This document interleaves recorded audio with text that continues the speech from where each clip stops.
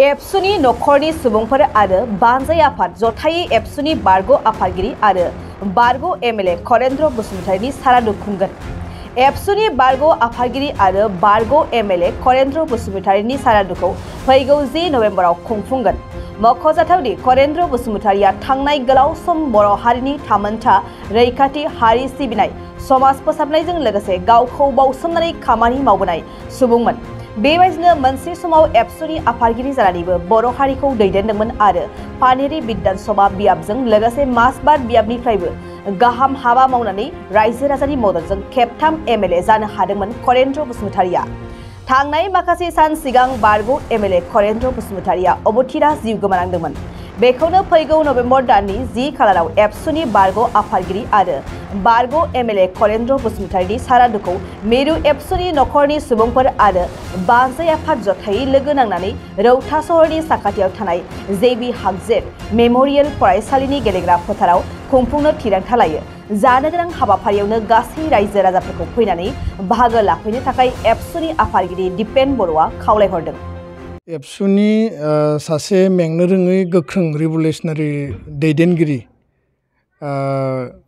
करेन्द्रनाथ बसुमतारी बिथाङा बारग' एबसुनि आफादगिरि बिपिएससिनि गायसनगिरि आफादगिरि आरो मासबाद आरो पानेरि समस्तिनि बारग' एमएलए बिथाङा जोंनि गेजेराव गैलिया सोरगोआरि जाबाय आरो बिथांनि जि सारादु बे सारादुखौ दुलाराय बर' फरायसा आफाद नखरनि गासैबो सोद्रोमाफोर आरो बानजाय आफाद ज' लोगो नांनानै फैगौ 10 नभेम्बर 2022 बे खालाराव रौतानि जेबि हागजेर जि माने मेम'रियेल हाइ स्कुलनि प्लेग्राउन्ड दङ बिथांनि न'नि साखाथियावनो नांजाबनानै थानाय बे थावनियाव खुंफुंनो थाखाय जोङो थाम-थिम खालामबाय आरो आङो बे समाव गासै रायजो राजाफोरखौ आं हांख्रायदों बड'लेण्ड सोमावसारनायनि गासै समब्रा समब्रि जायफोर दैदेनगिरिफोर दङ आथिखालनि एबसुनि जिल्ला दख'रा मिरु लोगोसेनो बर' थुनलाइ आफाद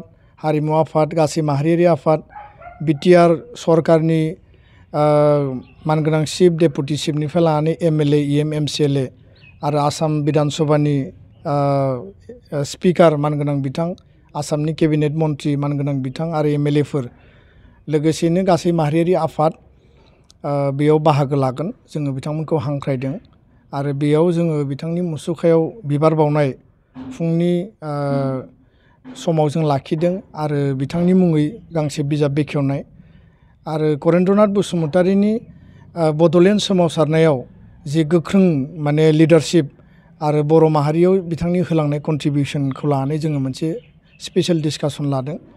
जोङो हांख्रायदों जे 5,000सो सुबुङा बे सारादुआव बाहागो लागोन आरो आङो खावलायबाय गासै रायजो राजाफोरखौ जाहाथे बिथांनि जि माने मान बे मानखौ जोङो मोजाङै होनो हायो आरो बिथाङा जोंनि गेजेराव गैलिया खिन्थु माहारिनि थाखाय बिथाङा जोंनो खामानि मावनानै गालांबाय दा बेखायनो आं गासै रायजो राजाफोरखौ आङो खावलायबाय जे फैगौ 10 नभेम्बर 2022 मायथाइनि बे सानाव करेन्द्रनाथ बसुमतारीनि नखराव फैनानै बे दुखुनि समाव बिथांनि नखरजों बाहागो लानाय आरो बिथांनि जिउमाया सोरगोआव आलो गोजोनै जाहाथे जायगा मोनो बिनि थाखाय बयबो जाहाथे दसे सम बिथांखौ माने बावफैयो बा मान होफैयो आं बिनि थाखाय बयबो रायजो राजाखौ दिनैनि बे समाव आङो दुलाराय बर' फरायसा आफादनिफ्राय गंग्लायै आं खावलायहरबाय। गोजोन्थों। फोरोंगिरि मावनो गोसो जानाय बिजाथिफोरनि थाखाय गोजोनथाव खौरां बाक्सा जिल्लानि सालबारियाव थानाय गुड शेफार्ड नेशनेल स्कुलाव गोबां फोरोंगिरिनि गोनांथि जादों। बे फरायसालियाव गाहाय फोरोंगिरिजों लोगोसे आखान्थि फोरोंगिरि आरो साबा आयदा फोरोंगिरिफोरनि गोनांथि जादों। फोरोंगिरिफोरनि मासिखौ बिजाथिफोरनि गेजेराव आनजाद लानायनि गेजेरजों थिसननानै लानाय जागोन। गाहाय फोरोंगिरि मासियाव एप्लाइ खालामनो थाखाय बिजाथिफोरा एमए एमएससी बिएड डिग्री लानाय इंराजि रोंगौथि गोनां लोगोआव 5 बोसोर गाहाय फोरोंगिरि महरै मावखांनाय रोंगौथि थानाय जानांगोन। गाहाय फोरोंगिरिनि दान बान्थाखौ 14निफ्राय 20,000नि गेजेराव होनाय जागोन। बेजों लोगोसे बिगियान फोरोंगिरि इंराजि आयदानि फोरोंगिरि बिगियान आयदानि फोरोंगिरि हिन्दी आयदानि फोरोंगिरि आरो सासे हस्टेल फोरोंगिरिनि गोनांथि।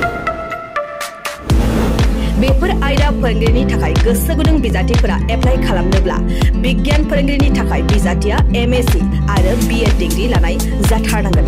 बेनि दान बान्थाखौ 10 निफ्राय 15,000 नि गेजेराव होनाय जागोन। इंराजि आयदानि फोरोंगिरिनि थाखाय बिजाथिया इंराजि आयदायाव MA खालामनाय आरो BEd डिग्री लानाय जाथारनांगोन। बेनि दान बान्थाखौ 10 निफ्राय 15,000 नि गेजेराव होनाय जागोन। बिगियान आयदानि फोरोंगिरिनि थाखाय बिजाथिया BSc लोगोआव BEd DLED डिग्री जाथारनांगोन। बेनि दान बान्थाखौ 9 निफ्राय 14,000 नि गेजेराव होनाय जागोन। हिन्दी आयदानि फोरोंगिरिनि थाखाय बिजाथिया हिन्दी आयदायाव MA खालामनाय लोगोआव BEd DLED डिग्री गोनां जाथारनांगोन। बेनि दान बान्थाखौ 9 निफ्राय 14,000 नि गेजेराव होनाय जागोन। हस्टेल फोरोंगिरि महरै बिजाथिया BA BSc लानाय लोगोआव इंराजि रोंनाय जाथारनांगोन। बेनि दान बान्थाखौ 8 निफ्राय 10,000 नि गेजेराव होनाय जागोन। गोसो गुदुं बिजाथिफोरा थाबैनो 7086283946 नम्बराव WhatsAppनि गेजेरजों गावनि बिजाथिनि फोरमानलाइखौ हरनो हागोन। लोगोसे गोबां मिन्थिनो थाखाय 8473002079 जानबुं अनजिमायाव कल खालामनानै खौरां लाहरनो हागोन। आनजादखौ बोहैथि दाननि 30 अक्ट'बर रबिबार खालि फुंनि 10 रिंगायाव लानाय जागोन।